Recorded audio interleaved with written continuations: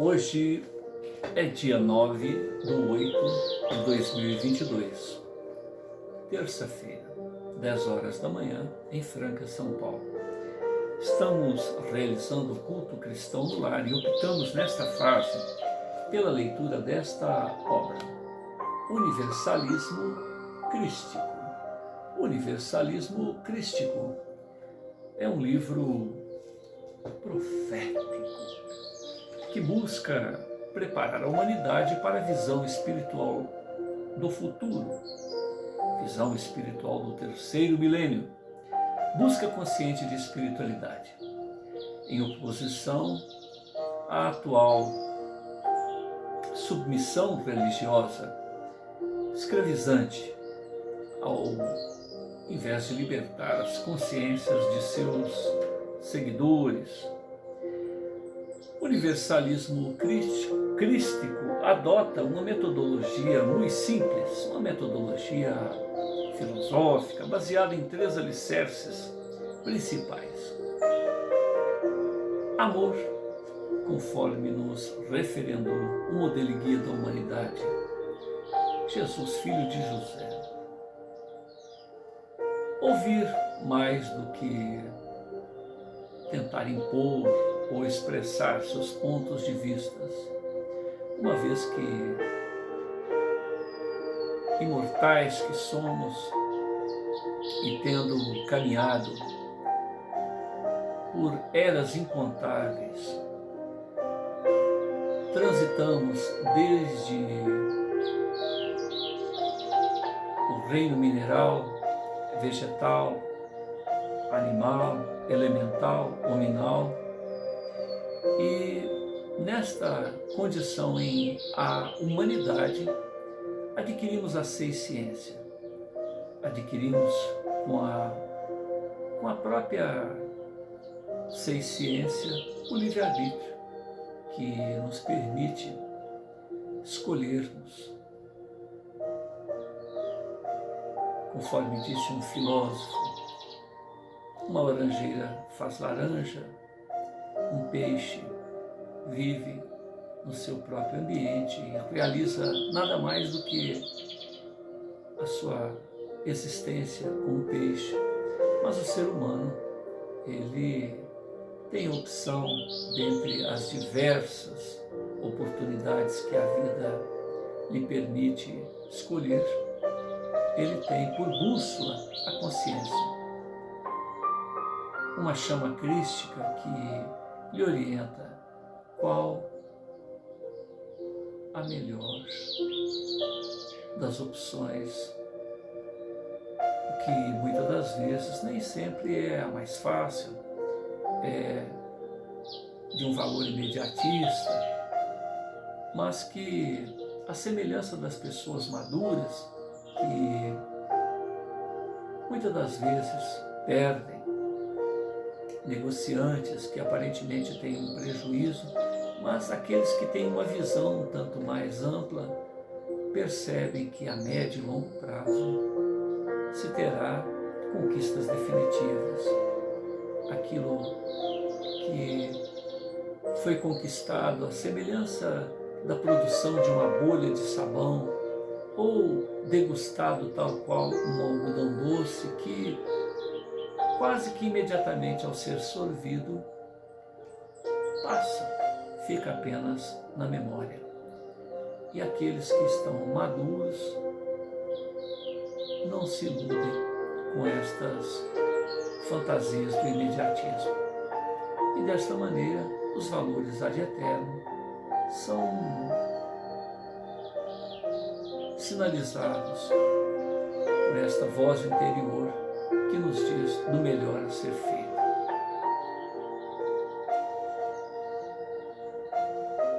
Tendo em vista que o livre-arbítrio é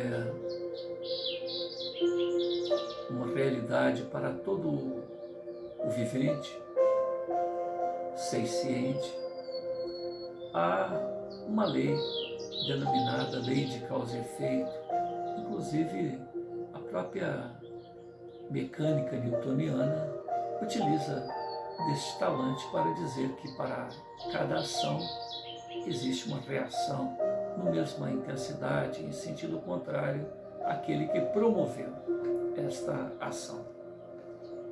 Então, nos valores ad eterno, nos valores das conquistas, há igualmente notícias nas diversas lides espiritualistas, de tal forma que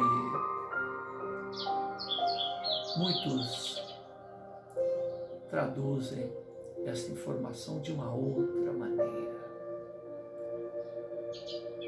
Esta seara do Altíssimo, todos nós somos convidados a fazer a nossa parte, a realizar o nosso melhor. E nessa seara, cada qual faz aquilo que optar.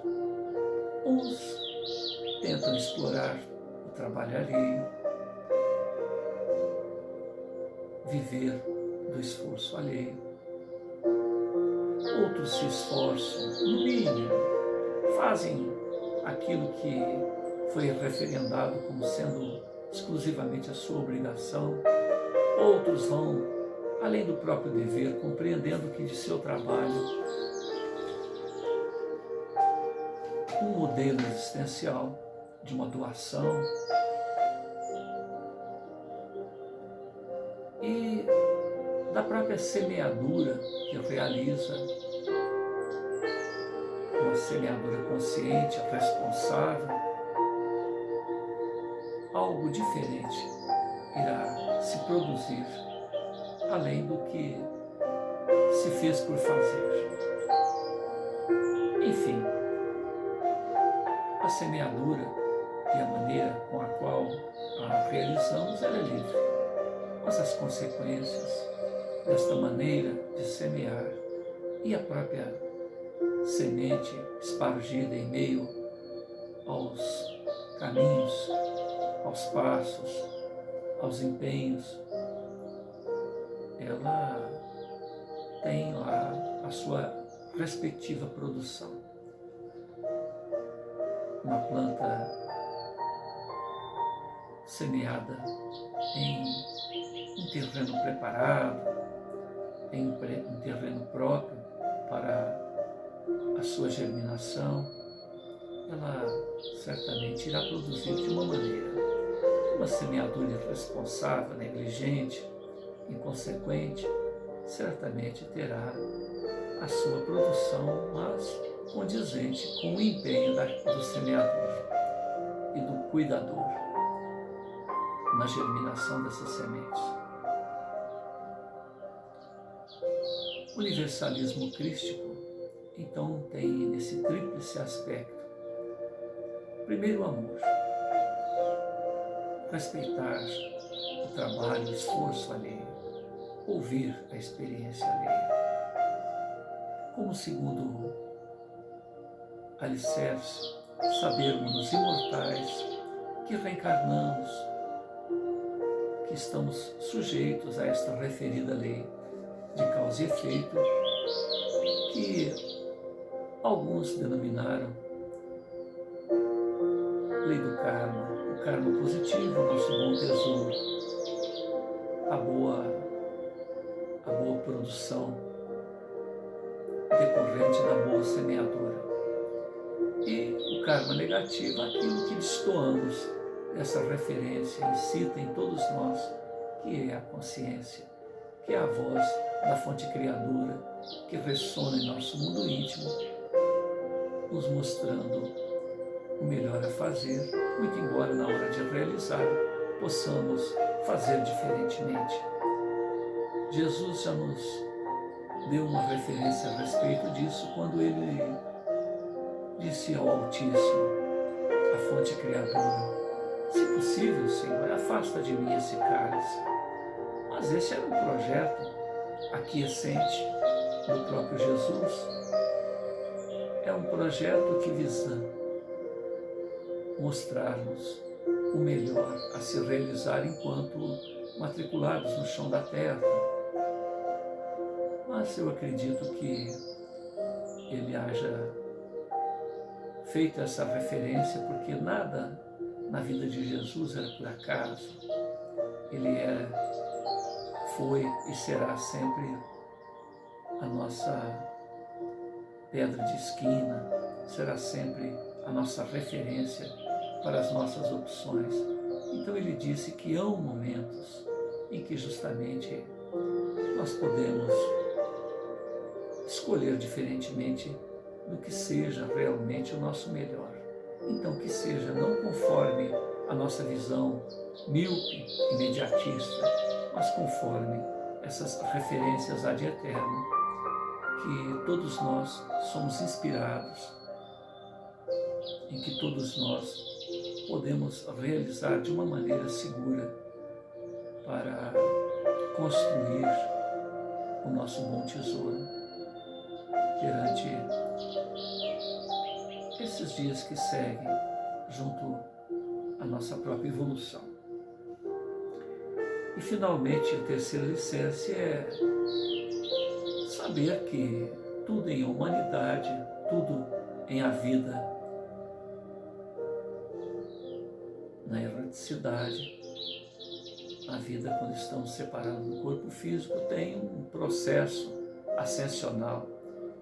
As nossas inteligências intelectual, emocional, espiritual e todos os nomes ou adjetivos que possamos adicionar às maneiras de se compreender a si próprio evolucionam, e que os conceitos espiritualistas a que estamos filiados,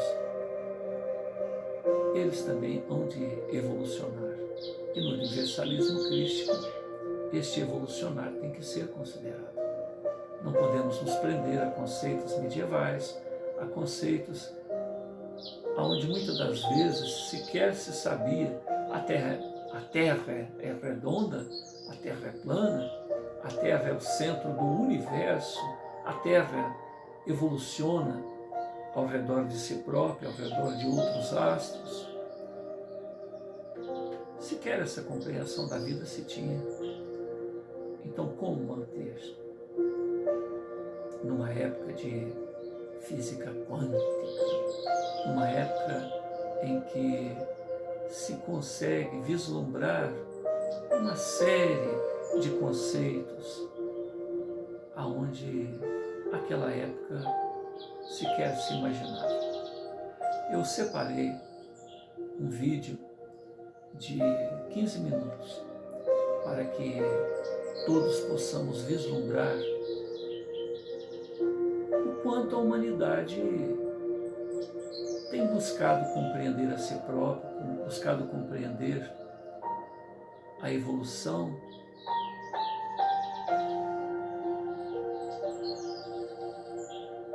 da própria constituição da matéria, até chegar a uma palavra muito recente denominada física quântica.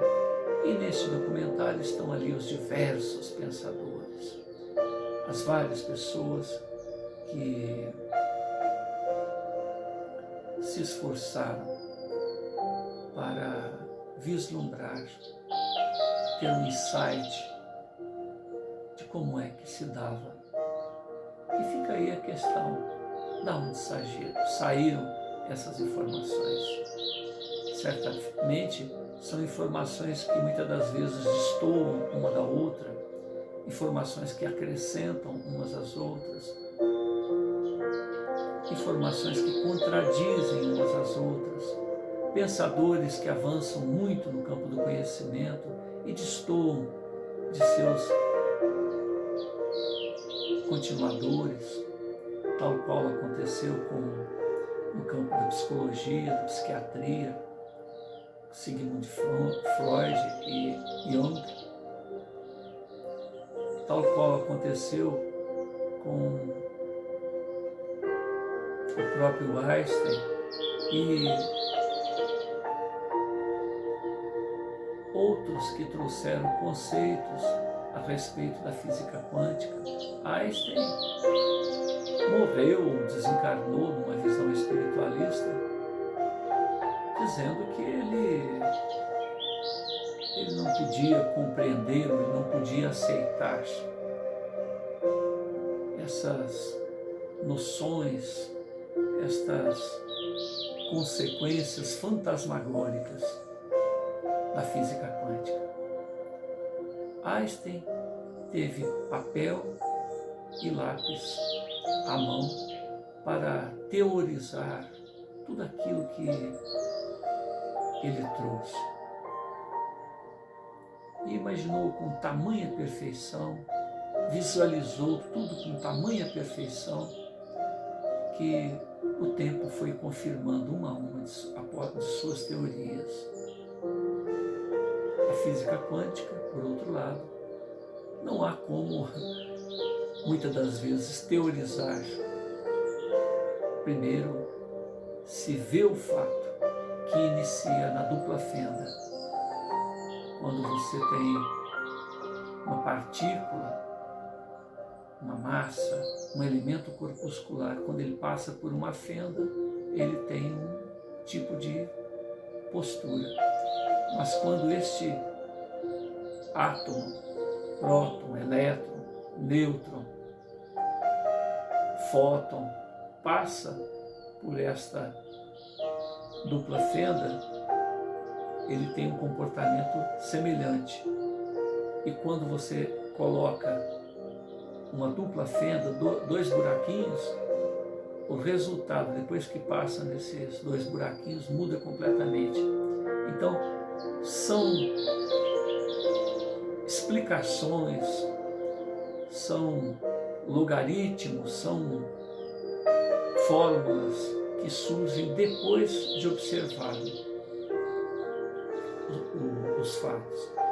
Então, para que a gente tenha uma ideia da evolução do pensamento humano, desde o Big Bang até a física quântica, nós vamos oferecer os nomes, as imagens, as fotos, as fotografias e as teorias desses pensadores.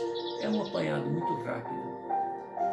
E depois disso nós continuamos a nossa leitura de uma segunda parte do universalismo crístico, que é a vida de um jovem chamado Rafael, com seus 17 anos, que tem uma visão renovada da vida a respeito dos valores permanentes, levando-se em consideração a maneira de cabresto com que é levada os valores espirituais, os valores permanentes da vida. Então vamos ao documentário.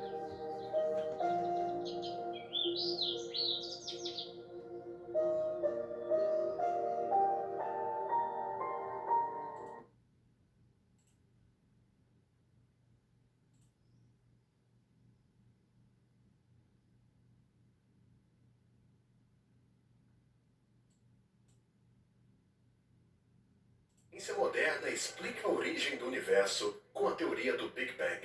Se diz que nosso mundo surgiu da explosão da singularidade, ou de um ponto no espaço-tempo onde a energia, a densidade e a massa vão até o infinito, e qualquer dimensão vai até o zero. É o ponto onde não há espaço, tempo ou matéria. Então, de onde veio esta singularidade? O que existia antes dela? E o que iniciou a contagem regressiva para o Big Bang?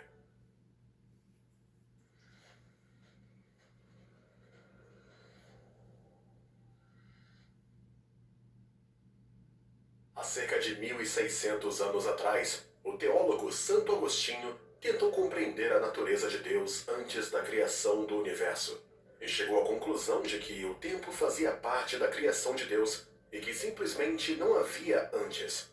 No século XX, Einstein chegou a conclusões semelhantes com a teoria da relatividade. Com a sua ajuda, o cientista foi capaz de ligar massa e tempo. Einstein provou que o tempo passa mais devagar para qualquer coisa próxima de corpos maciços. Por exemplo, a massa gigantesca do nosso planeta distorce o tempo, fazendo-o fluir mais lentamente para uma pessoa na superfície do que para um astronauta em órbita. A diferença é minúscula, quase imperceptível, mas está lá. Então, Dois cientistas americanos, Robert Pound e Glenn Rebka, conseguiram provar que um relógio na superfície da Terra tem seu ponteiro passando mais devagar do que um relógio elevado a uma altura de 22,5 metros. Esse é exatamente o número previsto pela teoria da relatividade. Claro que, para uma pessoa ser um segundo mais nova que a outra, ela teria que passar 1 bilhão de anos no edifício alto de 22 metros nesse caso. E, de acordo com o que eu disse anteriormente, antes do Big Bang havia toda a massa do universo, o que parou completamente o tempo. Portanto, segundo Einstein, não faz sentido dizer o que aconteceu ou o que tinha antes do Big Bang. Esse antes não existia. Mas esta conclusão contradiz um dos conceitos físicos fundamentais, a relação de causa e efeito. Terceira lei de Newton, ação e reação. Qualquer ação tem uma reação. Por exemplo, os pais são as ações que dão luz aos filhos, que é a reação. Toda a experiência que as pessoas têm está relacionada com as relações de causa e efeito.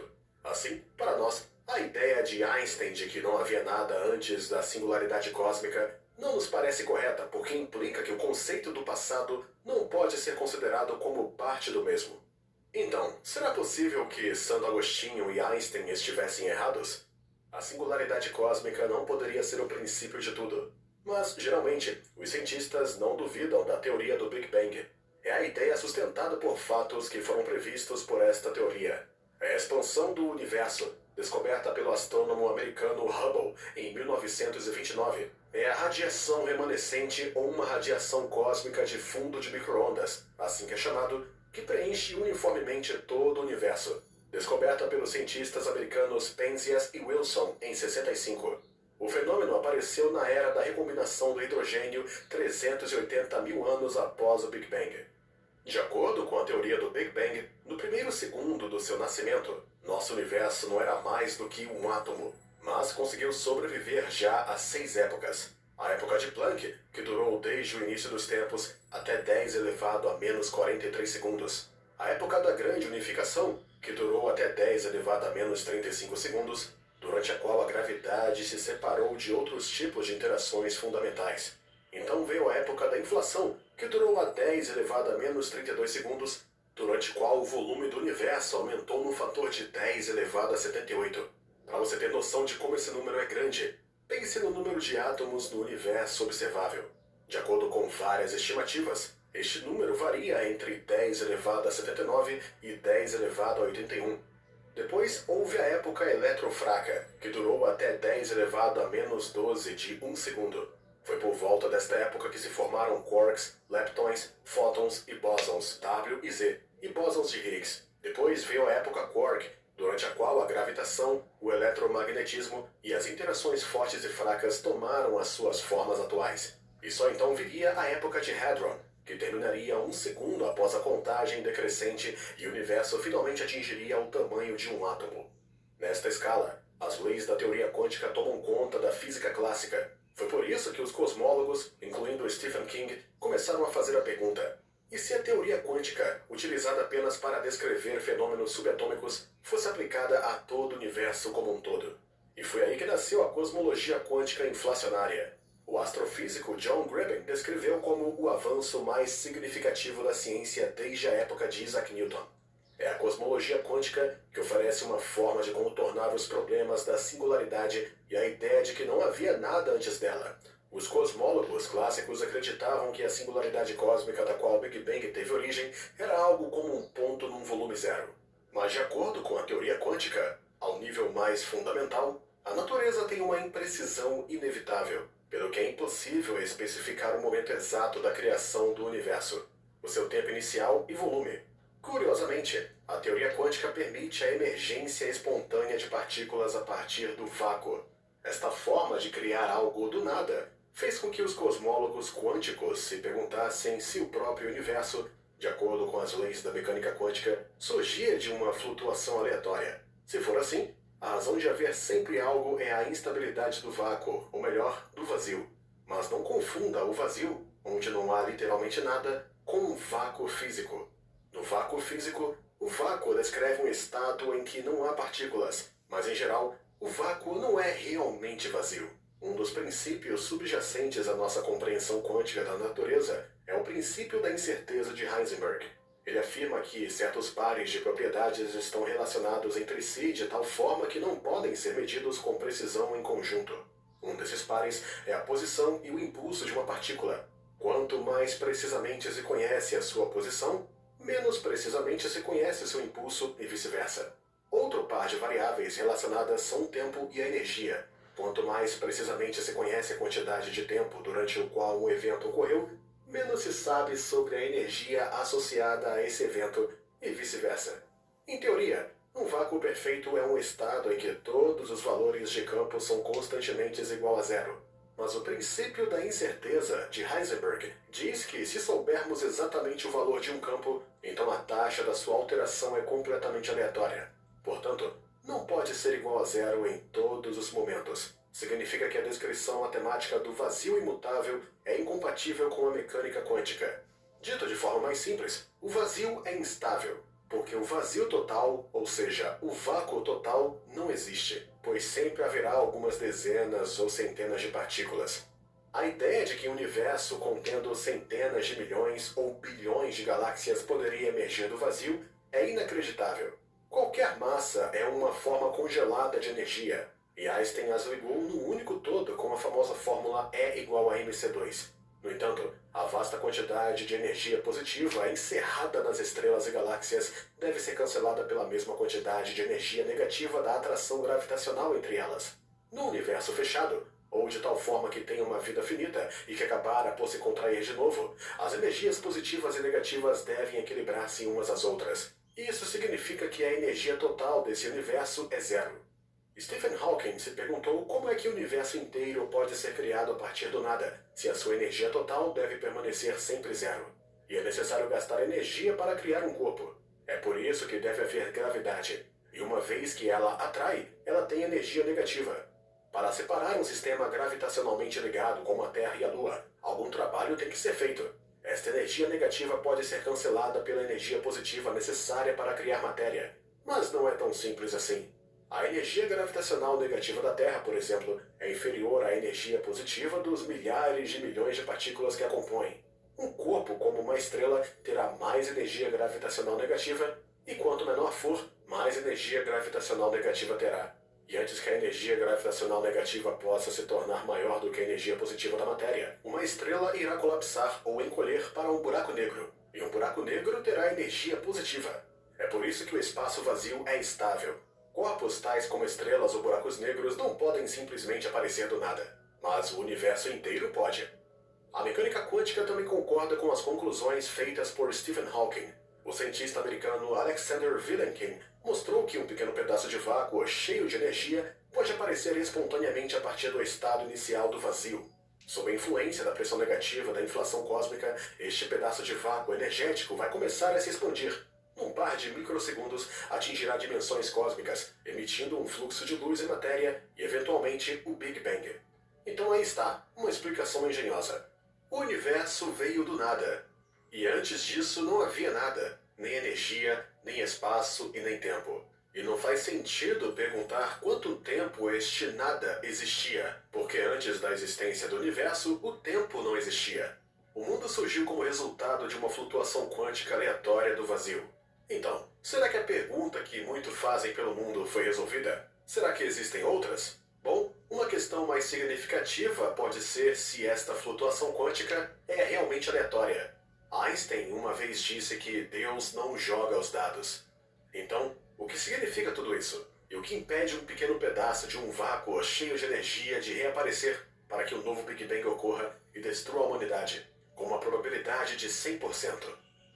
Há constantes fundamentais no mundo da física. Apenas com a sua ajuda é possível derivar todas as leis físicas. Essas constantes incluem a velocidade da luz, a constante gravitacional, a constante de Planck, as massas do elétron e do próton e a carga do elétron. Os físicos notaram que se algumas dessas constantes diferissem mesmo ligeiramente do seu valor, o nosso universo não teria existido e teria sido suficiente para alterar a velocidade da luz de 299.792.458 metros por segundo para 290 milhões de metros por segundo. A velocidade da luz está incluída nas fórmulas que determinam a interação de prótons e nêutrons no núcleo de um átomo e a rotação dos elétrons em torno do núcleo. Assim, a mais pequena alteração na velocidade da luz levaria à desestabilização dos núcleos, à sua destruição ou, na melhor das hipóteses, a uma alteração acentuada das suas propriedades químicas. Além disso, isto aceleraria ou abrandaria drasticamente a taxa de fusão no interior do Sol. Isto porque a fusão dos núcleos ocorre sobre parâmetros estritamente definidos. A sua alteração pode levar a uma aceleração exponencial da fusão e uma explosão de uma estrela, ou uma desaceleração dos processos de fusão de uma estrela, e então o colapso do Sol numa anã branca. Aqui está outro exemplo. Um nêutron livre é mais pesado que um sistema de prótons e elétrons, e é por isso que o átomo de hidrogênio é estável. Se o neutrônico fosse pelo menos 0,1% mais leve, o átomo de hidrogênio se transformaria num nêutron. Se a massa de um elétron excedesse a diferença entre as massas de um nêutron e de um próton, então a composição química do universo mudaria radicalmente. Faltaria hidrogênio, ou seja, faltariam estrelas no seu sentido habitual e, consequentemente, vida. Então, como foram estas constantes escolhidas de forma tão precisa? Esta teoria se chama universo bem fino. Mas ainda há outra questão. Por que é que o nosso universo é tridimensional? Afinal de contas, o espaço Minkowski, ou uma interpretação geométrica do espaço-tempo da teoria especial da relatividade, tem 4 dimensões, 3 espaciais e uma temporal. Mas no nosso universo existem apenas 3 dimensões. Isso porque, em outras dimensões, o nosso mundo não poderia existir.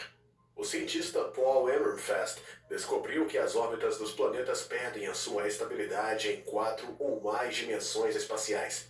No espaço tetradimensional, por exemplo, onde o campo gravitacional do Sol atua sobre os planetas de acordo com a lei do quadrado inverso, os planetas movendo-se ao longo de trajetórias em espiral iriam preferir cair rapidamente no Sol e ser absorvidos por ele.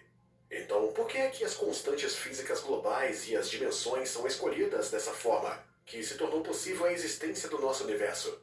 Para explicar isso, os cientistas propuseram o princípio científico mais importante já feito, chamado princípio antrópico.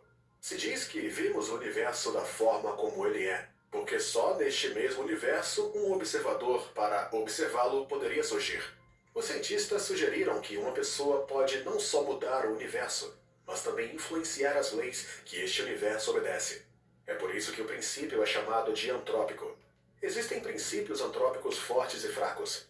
O fraco diz que não estamos, obviamente, observando uma região arbitrária do universo, mas aquela cuja estrutura especial o tornou adequada para o surgimento e desenvolvimento da vida. O princípio antrópico forte sugere que o universo deve ter as propriedades que permitam o desenvolvimento da vida inteligente. Uma variante deste último princípio é o princípio antrópico participativo. Segundo ele, nenhum fenômeno pode existir até ser observado. Os observadores podem ser necessários para dar significado ao nosso universo. Mas existem outras ideias na comunidade científica. A discussão sobre a teoria da seleção natural cosmológica continua. Segundo ela, do outro lado de cada buraco negro localizado no nosso universo, surge um novo universo. E as constantes físicas fundamentais lá podem ser diferentes das do universo que contém este buraco negro. Observadores inteligentes podem aparecer em tais universos onde os valores das constantes fundamentais favorecem a emergência da vida. O processo faz lembrar a mutação e seleção no decurso da evolução biológica. Alguns cientistas acreditam que este modelo é uma melhor forma de descrever a afinação do universo. De acordo com a teoria da seleção natural cosmológica, a vida surge como resultado da seleção natural. Assim, os universos com os parâmetros certos para a emergência de um maior número de buracos negros teriam mais descendentes, e estes mesmos parâmetros também favoreceriam a possibilidade de vida ali. Quais são os seus pensamentos sobre a origem do nosso universo? Conte pra gente nos comentários e não se esqueça de nos dar um like e se inscrever em nosso canal.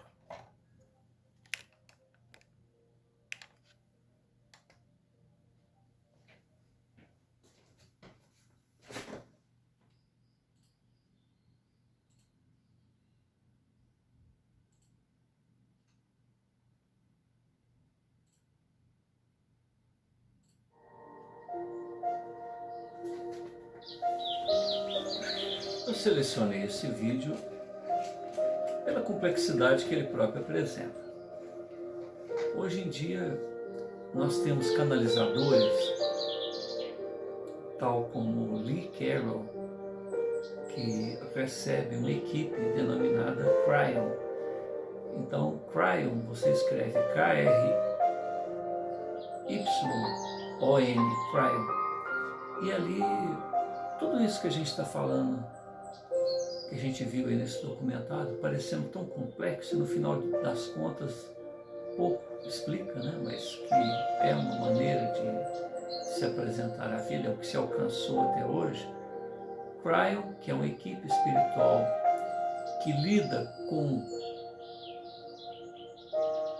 situações muito mais complexas que essa que são apresentadas, ela mostra a vida, tanto a nível material como a vida espiritual, de uma maneira tão simples que qualquer um entende.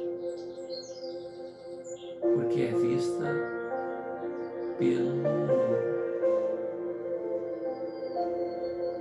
pela lente, vamos dizer assim, da espiritualidade, pela lente de quem lida com essas forças. Kryon, ele se afirma como sendo uma coletividade, uma equipe de seres que lidam com o próprio magnetismo que permeia, que orienta, que dirige os sistemas planetários. Então veja bem que coisa, né? Então, vendo esse documentário, você termina e fala, nossa, que interessante e tal, mas no final fica ali uma interrogação, e aí? Explicou, mas não explicou? O nada fez surgir tudo isso que foi apresentado. E ao mesmo tempo,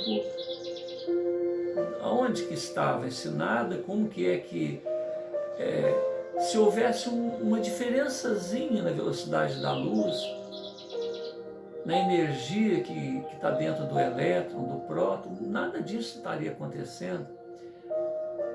Com o desdobramento desse próprio documentário, a gente vai ver que existem várias dimensões. Me parece que até o presente momento umas 12 dimensões reconhecida pela ciência. A última delas parece que chama dimensão N, porque N só vem no documentário. Então vai, dimensão, primeira dimensão, segunda, terceira, 19ª, 12ª dimensão N. Enfim, é como pessoa que gosta de quebra-cabeças, né? de jogo de palavras cruzadas. É um desafio em nossa inteligência. E esses desafios se desdobram tanto no campo físico, cosmogônico, cosmológico, como no campo íntimo, do mergulho em nós mesmos. Eu já dei referência de um grupo chamado Corvo Seco. Corvo Seco. É um grupo que separou, né, um compêndio de vários pensadores orientais que nos levam ao encontro de nós mesmos, a nossa origem interior. Há um outro grupo que eu tiro o chapéu para eles, os referendo também, chamado Grupo Plataforma de Oração. Ali se mostra a imortalidade. E o que é mais interessante?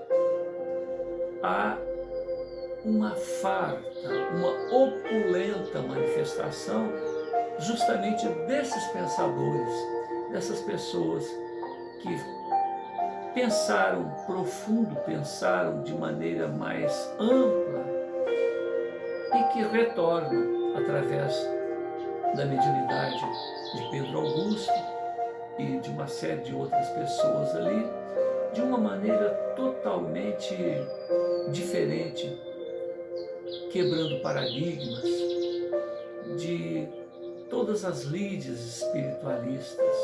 Ali é uma casa universalista, que é justamente o tema do nosso estudo.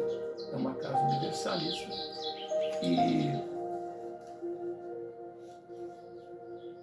através de uma roupagem característica de várias lides espiritualistas, tipo, na Umbanda, tem lá os Pretos Velhos, os Exus, Pombagira e outros nomes que vão surgindo, e o comunicante diz, olha, eu estou na roupagem de um Exu, estou na roupagem de um herê. Mas aquela conversa que seria de um herê, que seria uma criança, né? Está ali um cientista falando nesses termos e com uma clareza que nunca poderia ser argumento de uma criança. Existem os chamados magos. Existem os magos negros, existem os magos brancos, né? Então, o mago branco, Criptros e outros nomes. Ele fala, olha, aqui estou na roupagem de Criptros, que é um mago. E ele fala de uma maneira formal, com voz gutural. Enfim, os próprios espíritos tentam mostrar a própria imortalidade, apresentando roupagens diversas e dizendo a imortalidade é um fato, estamos aqui. Sócrates falando como Sócrates, Helena Blavatsky falando como Helena Blavatsky, com o conhecimento de Helena Blavatsky, com a psicologia da Helena Blavatsky. Chico Xavier e tantos outros nomes conhecidos da história como pessoas do bem, grandes pensadores, pessoas iluminadas, pessoas referendadas, estão ali mostrando a própria imortalidade. Então nós vivemos uma época de transição planetária, um momento em que temos que abrir a nossa compreensão da vida, tirarmos os paradigmas, preconceitos e observarmos o fato pelo fato, como fazem as crianças, como fazem os lídimos cientistas, que estão abertos ao conhecimento, estão abertos ao novo.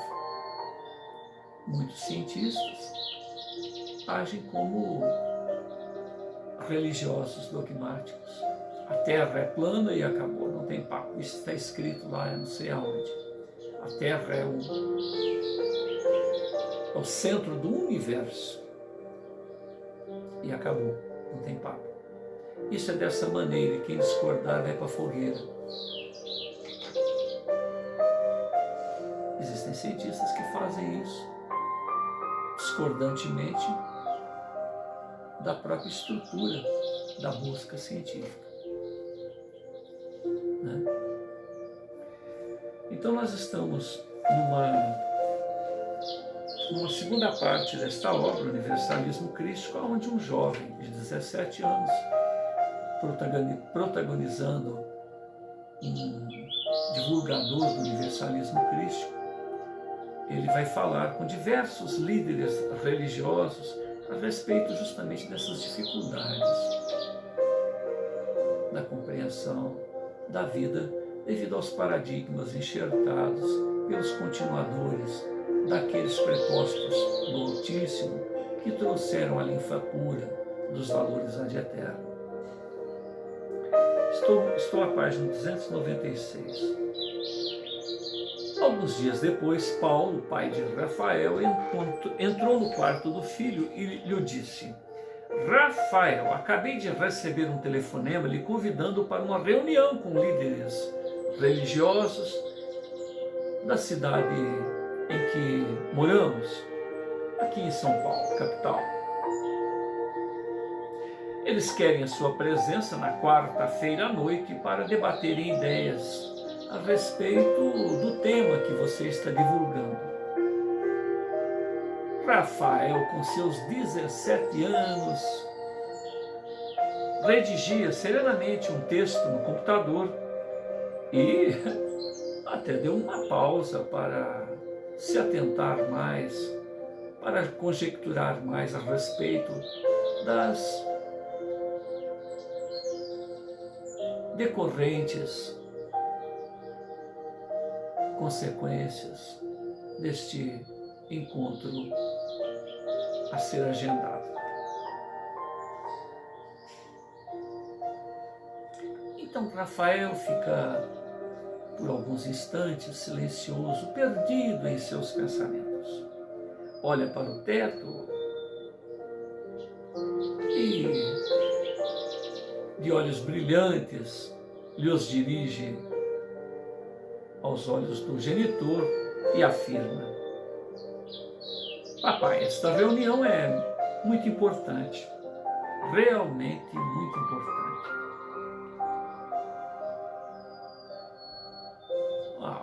Apenas estranho a data, quarta-feira, justamente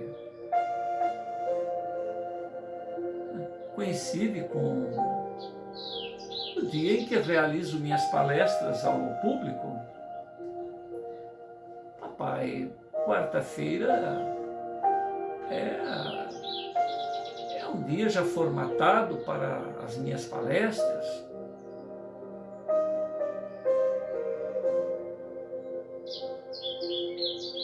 Paulo, que trouxe o recado para o rapaz, diz o seguinte: bom, isso não vem ao caso, Rafael. As palestras que você realiza semanalmente hão de ocorrer naturalmente, mas eu acredito que dar uma certa atenção a este grupo religioso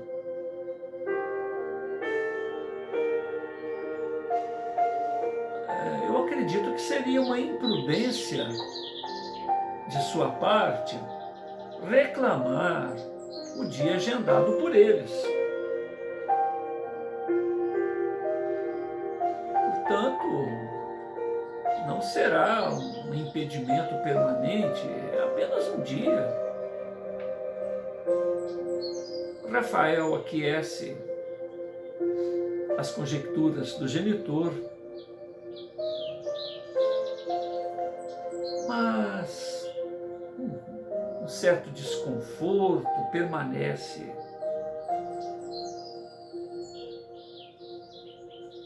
No seu mundo íntimo, em relação a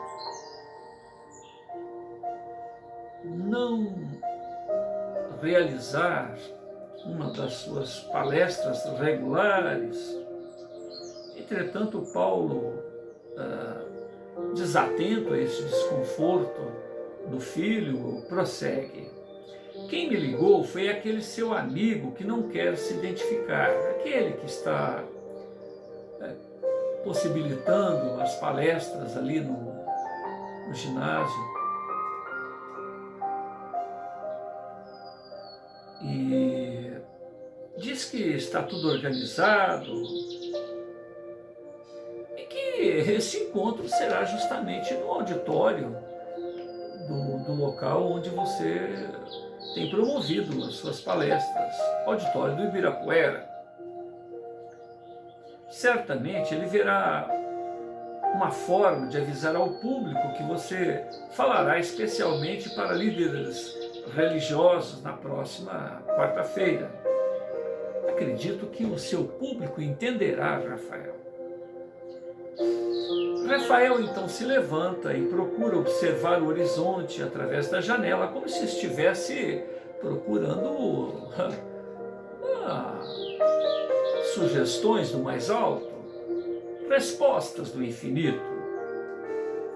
Paulo, então, diante da enigmática postura silenciosa de seu filho, aguarda mais alguns instantes que o rapaz se manifeste, até que termina por continuar. Ah, meu filho, você quer saber quem é esse benfeitor que está ajudando a multiplicar as oportunidades e alcance de sua mensagem? Eu dei uns telefonemas, afinal de contas tenho lá meus contatos. e descobri a sua identidade. Ah, você não vai acreditar, Rafael. Rafael, ainda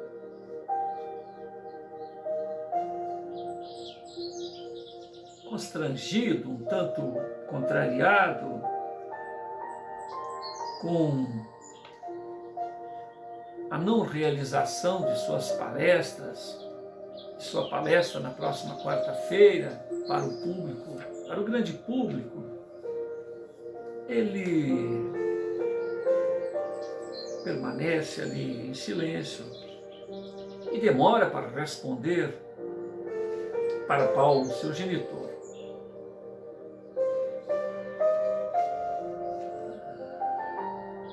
Mas, finalmente, rompe o silêncio, dizendo o seguinte: pai, eu desejo respeitar a sua decisão.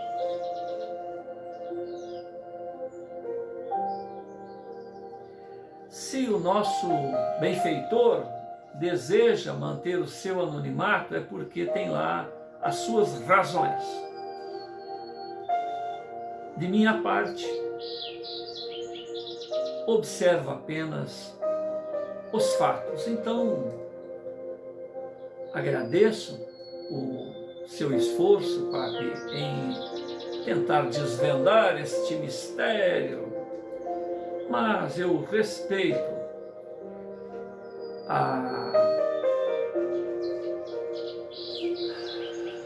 a opção de nosso benfeitor em se manter anônimo. O Pai Celeste não precisa de nossos rótulos para nos identificar. Certamente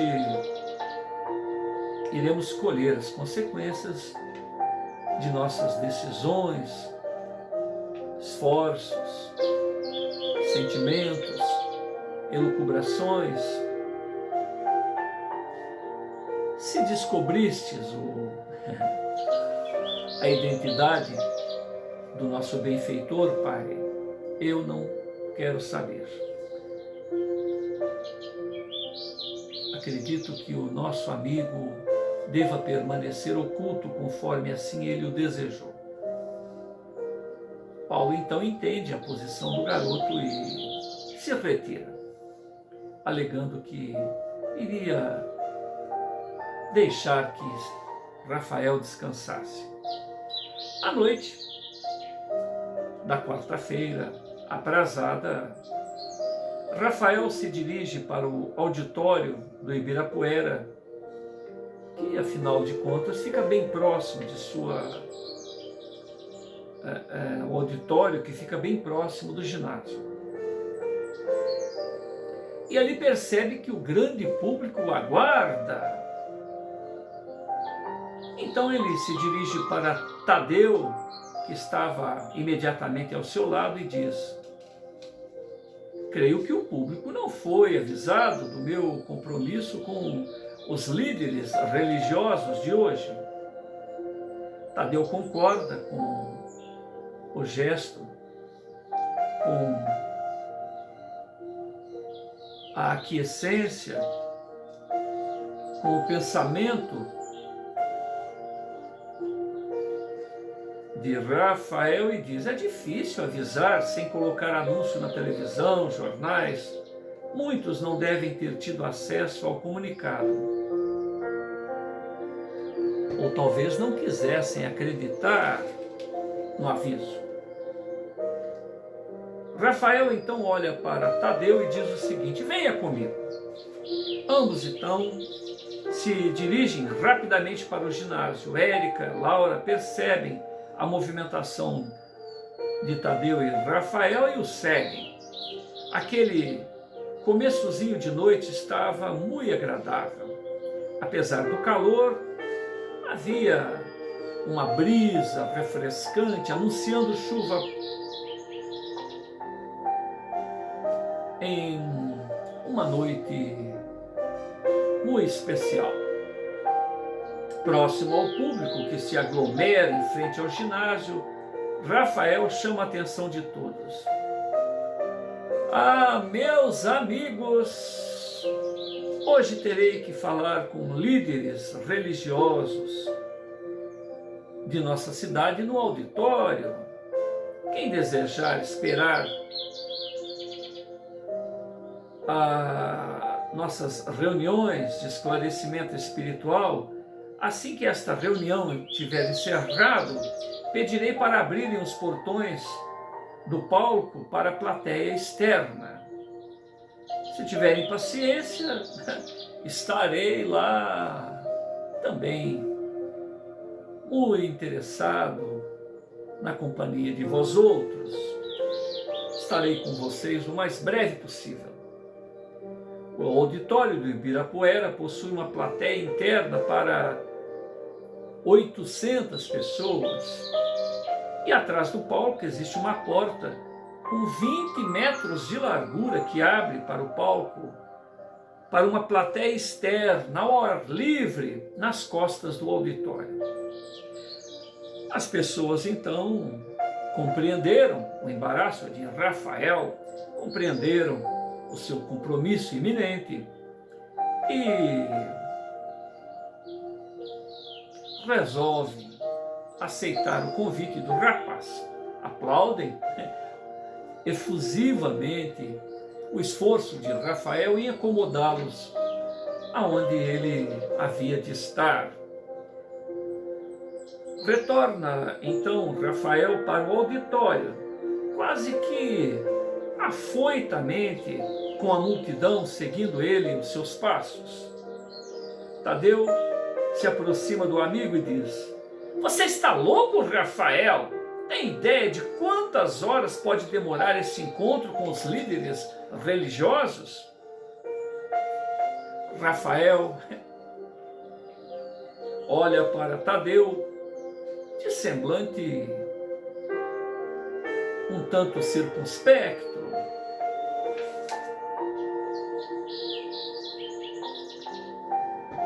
E diz o seguinte: "Ah, meu amigo, tenho um mau pressentimento sobre este encontro. Não sinto uma boa vibração pairando no ar. Creio que esta reunião não se estenderá por mais de 2 horas." Tadeu, fiel amigo de Rafael, sacode os ombros, como quem diz: "Isso é contigo, meu amigo." E termina por lhe dizer: "Bom, se é o que você está dizendo." Enquanto Rafael passa rapidamente por debaixo de arrojada cobertura da entrada do auditório, o público tomava o seu lugar no amplo gramado que dava para a porta externa, que se encontrava fechada naquela oportunidade. Ao chegar no palco do auditório, Rafael viu Eduardo, seu pai, dando explicações para os líderes que já estavam se enervando com o pequeno atraso de Rafael. Rafael sorri ao ver o semblante de preocupação de Eduardo, que só relaxou ao perceber a sua presença no ambiente. Então Eduardo diz, um tanto agitado: "Onde você estava, Rafael? Essa talvez seja a mais importante apresentação de sua vida e você se atrasa." Rafael, seguro de si, toca no ombro de Eduardo e diz, próximo ao ouvido de Eduardo: Eduardo, não dê tanta importância a este momento. Os instantes mais gratificantes da vida são os mais simples.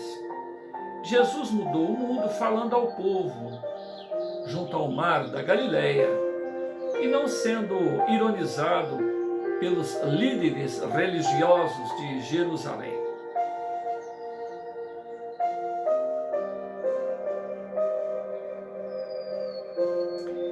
Após dar uma pequena pausa em suas palavras, ele continua: Eduardo, somos precursores desta era nova, dessa visão renovada, além dos cabrestos impostos pelos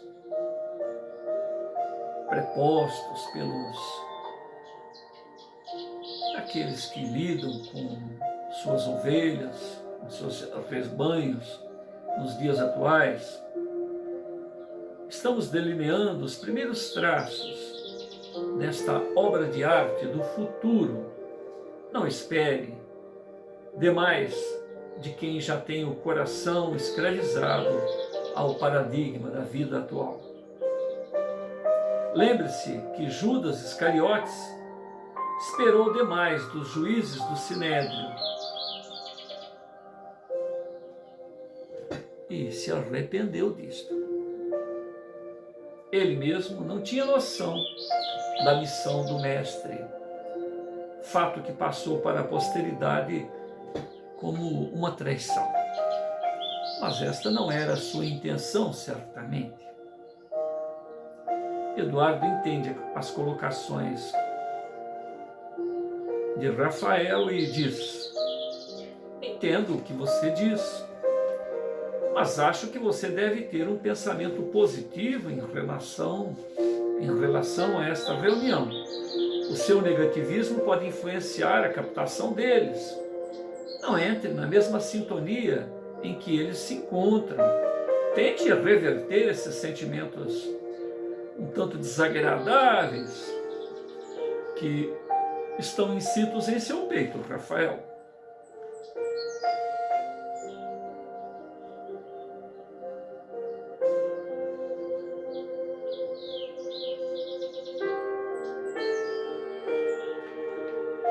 E então, como encerramento de sua sugestão, ele dá um tapinha no peito de Rafael, que lhe retribui a preocupação ou tenta dissuadi-la, acalmá-la, dizendo o seguinte: boa sugestão, Eduardo. Sabe as palavras? Vou me esforçar. Falarei a eles e depois ao grande público, que está lá atrás, aguardando.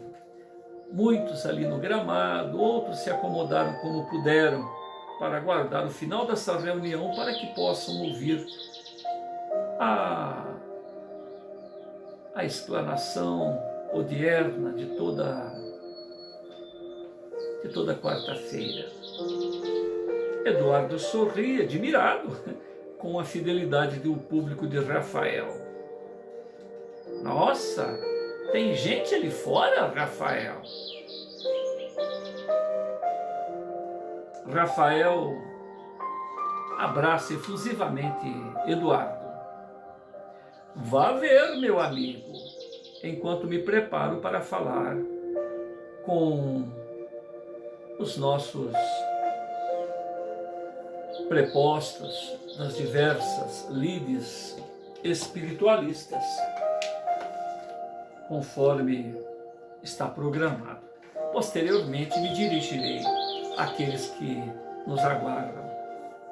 Nós paramos na página 299 da obra. Vamos continuar no próximo bloco. Jesus amado,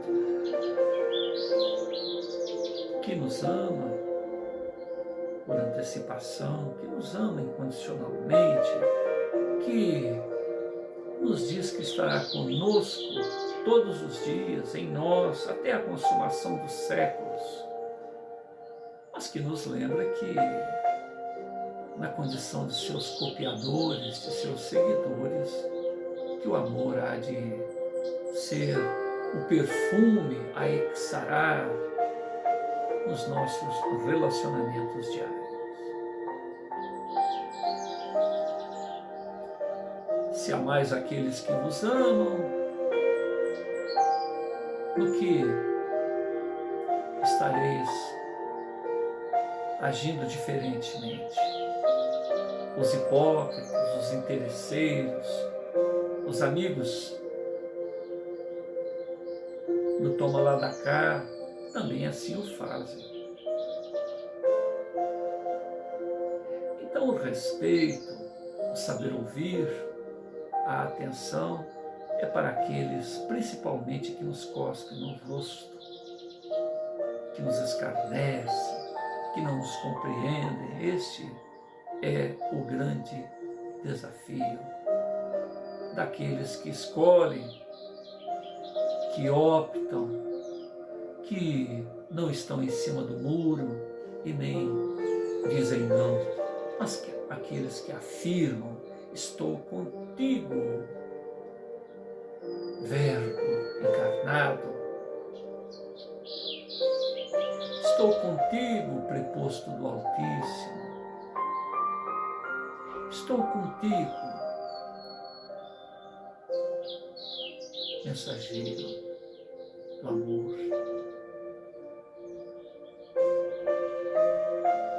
Auxilia-nos, ampara-nos neste empenho, neste esforço, porque sem ti, Senhor, certamente iremos fraquejar. Dá-nos o diapasão deste amor, para que possamos ressonar contigo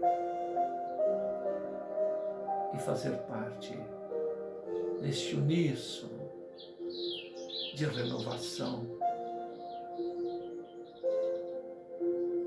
que começa e que estagia e que tem por único objetivo a própria melhoria, porque a cada um compete a tarefa que está ao seu alcance e está sempre ao nosso alcance: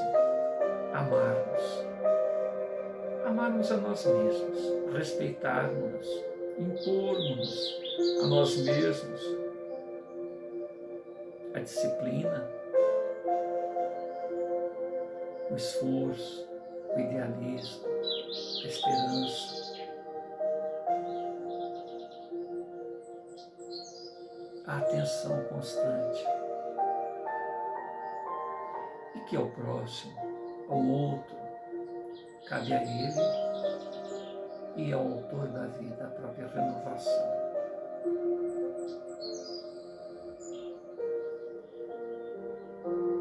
Muita paz a todos. Rogamos sempre ao autor desta obra, Hermes, a Kenaton e Ramatiz, que magnetizem esta película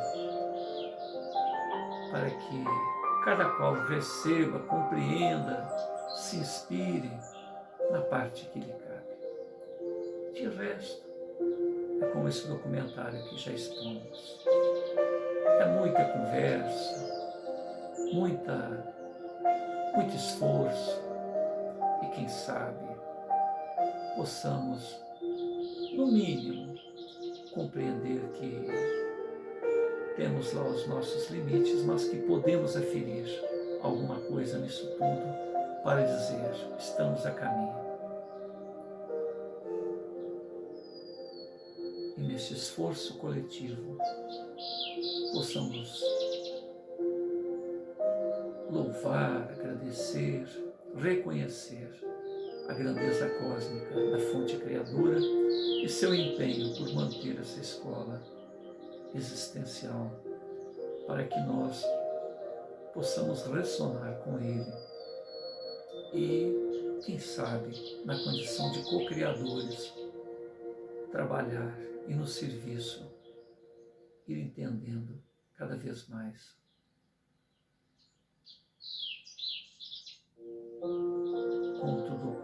acontece e como fazer o nosso melhor sem atrapalhar os outros. Vamos fazer construções permanentes.